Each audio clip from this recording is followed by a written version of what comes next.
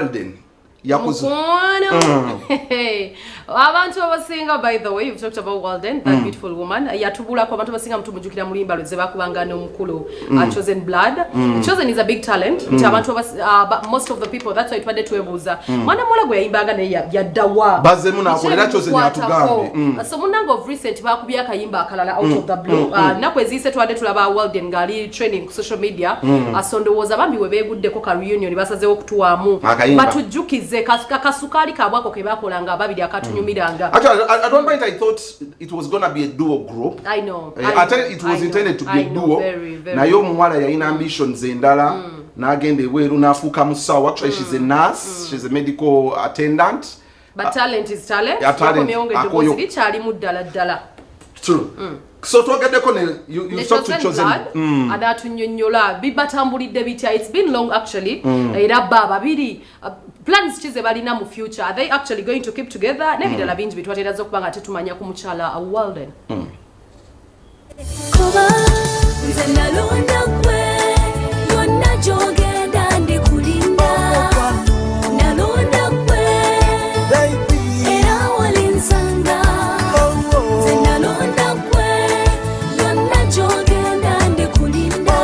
Twakulabye wadenganya ne long time friend Walden project kize muliko era tusubire nti mugenda tukubira ddala project ezibeera akyaliwo mu Uganda obaddayo gyalina.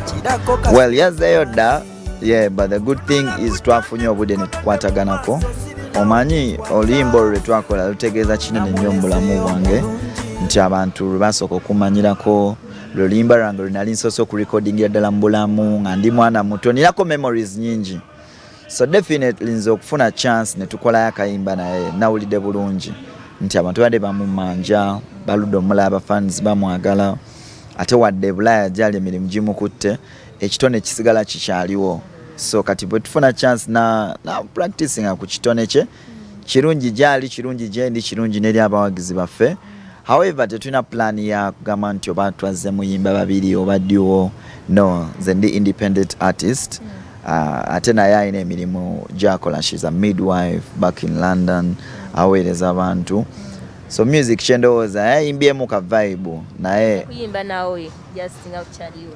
Kati ekitone kibeera kitone nga bonoogamba nti omusajja yali footballer naye bwe yagaggawala ku weekend agenda n'asambamuko ki ne bakyali bakapiira. Kiba tekitegeeza mbu abazze asamba oba agende ku Uganda Cranes oba kitaking professionally because me according to how I talk to her it looks like eri emirimu gimukutte nnyo ali kizibu because kati musawa azaalisa okitegeera abeera busy aba anoonya ssente ate music nga bomanyi like waffe wano wetaaga okubeera wano ku ground nange England nagendayo emyaka ebiri nate nalina okukomawo wano nti bw'obeera ku ground vibe ebeera ya ddala ate nga kiri tricky for her cancellinga whatever she's doing there okujja but time tells okitegeera naye nga nze on my side nga bwe gambye nti oluyimba lwe twakola kiringa nga bwe munaaba nti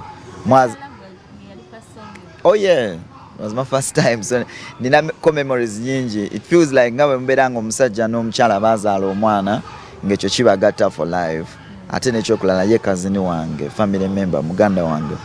So kitegeeza ne bwe tuba twalekeraawo okuyimba ffenna actively nga duo anytime tuba tu meetings tuba tusobola okuyimba given life and at my side doors are always open for her because music besides money and the business is a vibe, passion.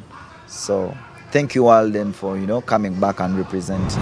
Na twakoze project yomba gitankubira tunyumye audio ne video ne tugishootinga and it's out. Yeah, one song. No. Musawo yagala tumukoye ate tumuze mu bino biki ali very busy but off her busy schedule yasevinzeyo kakade ne tuyimba ate nange off my busy schedule namufisiriza akade nga bwe gambye nti like memories that classical song we did Pressure Love even our daughters and granddaughters will dance to it so I have much love and respect for her nti abantu bamanya nga ndi naye ekyo tekiriva but abadde takomanga ko Uganda by the way for like 8 years. Oh yeah, it's been a long time. So kati byakomyewo, it felt like an emergency. Nengamba no, I need to show you to the people. Ate kirungi nti naye yabadde ne positive response na stepping in ne tukikola. However, my schedule again asigala nge running. I'm dropping a single video very soon bagita nalozaako. Nina projects nyingi n'aba Tanzania, bana Kenya. We're trying to spread wings to the East African region. Music mungi nnyo tumu recordings in lockdown twete twina byakola. Only was recording music.